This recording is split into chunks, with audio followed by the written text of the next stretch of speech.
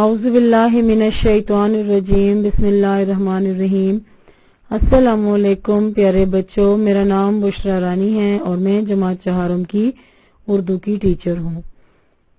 پیارے بچوں، آج میں آپ کو آپ کی کتاب پر موجود سبق نمبر 4 نامور مسلمان سپہ سالار محمد بن قاسم کی پڑھائی اور وضاحت کرواؤں گی۔ نامور کا مطلب ہے مشہور، سپہ فوج، سالار فوج کو چلانے والا یا فوج جس کے حکم پہ چلتی ہے، کمانڈر یا لیڈر بھی آپ کہہ سکتے ہیں۔ آسان الفاظ میں اس کا مطلب ہم رہنما بھی لے سکتے ہیں، ٹھیک ہے۔ نامور مسلمان سپہ سالار محمد بن قاسم۔ کئی سو سال پہلے کی بات ہے کہ جزائر لنکا سے ایک جہاز بصرہ کی طرف جا رہا تھا۔ اس جہاز میں ان تاجروں کے بچے اور بیوائیں سوار تھیں جن کا لنکا میں انتقال ہو گیا تھا۔ جہاز جب دیبل کراچی کی بندرگاہ کے قریب پہنچا تو سمندری ڈاکوؤں نے اسے لوٹ لیا، بچوں اور عورتوں کو قیدی بنا لیا۔ جس وقت ڈاکو جہاز کو لوٹ رہے تھے بچوں، اس وقت بے اختیار ایک عورت کے منہ سے یہ الفاظ نکلے، فریاد اے حجاج۔ حجاج بن یوسف اس وقت عراق کا گورنر تھا۔ عورت کی فریاد جب حجاج کے کانوں تک پہنچی تو اس نے ان قیدی بچوں اور عورتوں کو قید سے رہائی دلانے کا فیصلہ کیا۔ حجاج کے اس آدمی کو کہتے ہیں کہ جس نے ایک سے زیادہ حج کیے ہوں، ٹھیک ہے۔ ان دنوں سندھ پر راجہ داہر حکومت کرتا تھا۔ راجہ داہر ایک ہندو راجہ تھا اور وہ بڑا مغرور تھا، اس کو اپنی طاقت پر بڑا غرور تھا۔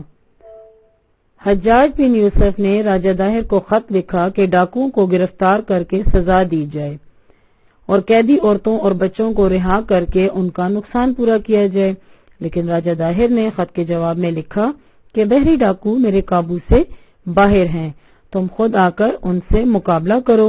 اس جواب پر حجاج نے کو بہت غصہ آیا اور انہوں نے راجہ داہر کو سبق سکھانے کا فیصلہ کیا، ٹھیک ہے بچوں۔ حجاج بن یوسف نے اس سے پہلے 2 مرتبہ فوج کو حملے کے لیے بھیجا، لیکن دونوں مرتبہ ان کو ناکامی ہوئی۔ تیسری مرتبہ حجاج بن یوسف نے محمد بن قاسم کو لشکر کا سپہ سالار مقرر کیا۔ اس وقت اس کی عمر 17 برس تھی، یعنی جس وقت حجاج بن یوسف نے محمد بن قاسم کو لشکر کا سپہ سالار بنایا، اس وقت ان کی جو عمر تھی وہ 17 برس تھی۔ یہ نوجوان کم عمری کے باوجود بے شمار خوبیوں کے مالک تھے، یعنی ان میں بہت زیادہ خوبیاں تھیں۔ وہ نہ صرف بہادر اور دلیر تھے بلکہ اعلیٰ قائدانہ صلاحیتوں کے مالک بھی تھے۔ حجاج بن یوسف کو اس کی صلاحیتوں پر اعتماد تھا، ان کو بھروسہ تھا حجاج کو کہ محمد بن قاسم جو ہے وہ یہ جنگ بھی جیت لے گا اور وہاں سے مسلمان عورتوں اور بچوں کو رہا کر کے لائے گا۔ جنگ شروع کرنے سے پہلے محمد بن قاسم نے راجہ داہر کو پیغام بھیجا کہ مسلمان عورتوں اور بچوں کو آزاد کر کے شریفانہ طور سے حکومت کرنے کا وعدہ کرو تو مسلمان لشکر واپس چلے جائے گا، لیکن راجہ داہر نے لڑائی کا فیصلہ سنا دیا، ٹھیک ہے۔ لہذا محمد بن قاسم نے بھی اپنی فوج کو حملے کے لیے تیار کر لیا۔ جب جنگ ہونے لگی نا تو جنگ سے پہلے محمد بن قاسم نے راجہ داہر کو پیغام بھیجا کہ آپ عورتوں اور بچوں کو رہا کر دیں اور امن سے حکومت کریں، لیکن راجہ داہر نے بات نہیں مانی اور لڑائی کے لیے تیار ہو گیا۔ سب سے پہلے محمد بن قاسم نے شہر دیبل پر حملہ کیا۔ شہر کے لوگوں میں مسلمانوں کا مقابلہ کرنے کی ہمت نہیں تھی، اس لیے وہ قلعے کے اندر محصور ہو کر بیٹھ گئے۔ محصور ہو کر انہوں نے اپنے آپ کو قلعے میں قید کر دیا۔ اس شہر کے وسط یعنی درمیان میں ایک مندر تھا جس پر ہر وقت سرخ رنگ کا جھنڈا لہراتا تھا۔ ہندوؤں کا عقیدہ یعنی ان کا یقین تھا کہ جب تک یہ سرخ جھنڈا لہراتا رہے گا اس وقت اس شہر کو کوئی فتح نہیں کر سکتا، ٹھیک ہے۔ اس وقت تک اس شہر کو کوئی فتح نہیں کر سکتا۔ یہ بات جب محمد بن قاسم کو معلوم ہوئی تو اس نے فوج کو اس جھنڈے کے گرانے کا حکم دے دیا. یعنی محمد بن قاسم کو جب ہندوؤں کی کمزوری کا پتہ چلا تو انہوں نے فوراً ہی اس جھنڈے کو گرانے کا حکم دیا.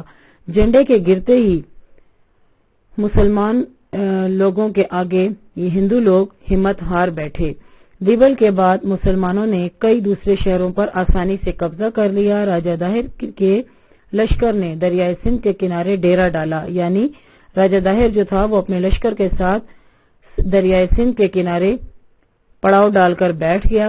محمد بن قاسم اور اس کی فوج نے ایک زبردست لڑائی کے بعد راجہ داہر کو شکست دی اور اس میں راجہ داہر مارا گیا اور یوں مسلمانوں کو فتح نصیب ہو گئی اور وہ مسلمان عورتیں اور بچے رہا ہو گئے. اس طرح صرف 17 سال کی عمر میں ایک کم عمر نوجوان نے اپنے مختصر یعنی چھوٹے سے لشکر کے ہمراہ وطن سے ہزاروں میل دور ایک ظالم اور جابر راجہ کو شکست دے کر نہ صرف اس کی سلطنت حکومت کا خاتمہ کیا بلکہ برصغیر میں پہلی اسلامی ریاست کی بنیاد بھی رکھی. پیارے بچوں، میں امید کرتی ہوں کہ آپ اس سبق کو اچھے طریقے سے سمجھ چکے ہوں گے اور میں نیکسٹ آپ کے لیے دوسری ویڈیو اس کی مشق کی وضاحت لے کر آؤں گی. ٹھیک ہے، شکریہ.